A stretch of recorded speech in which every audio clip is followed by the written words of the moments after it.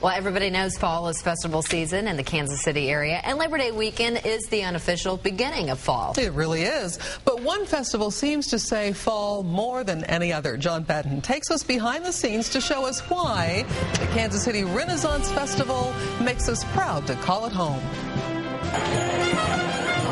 As these gates open, all kinds of people enter the 16 wooded acres of Canterbury Village circa 500 years ago. Suburbanites and farm families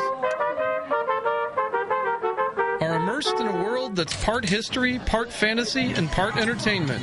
But this magical world doesn't spring up on its own overnight. The Kansas City Renaissance Festival has a handful of dedicated year-round employees who make the magic happen. Are you a pious woman? In April, they start auditioning actors and musicians. The process is selective. Thank you. They audition hundreds each year to select about 100 performers who roam the village. Creativity. That's what I'm really looking for. And then there are the parades, Kansas City Renaissance Festival, public appearances, and previews. And, of course, there's the food. 90,000 pounds of turkey legs every year. And 69 food and beverage booths. Don't forget the shopping. 165 booths of unique handmade items. No wholesalers here. A veritable art fair of its own.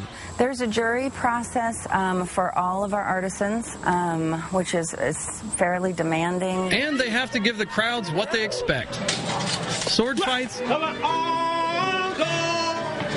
music, and jousting. And the attention to detail that makes the festival unique.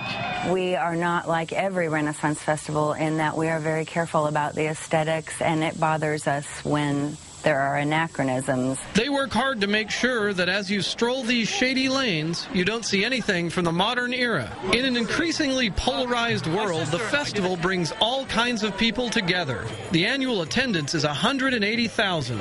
But if you don't like crowds... A secret insider tip for guests: come early.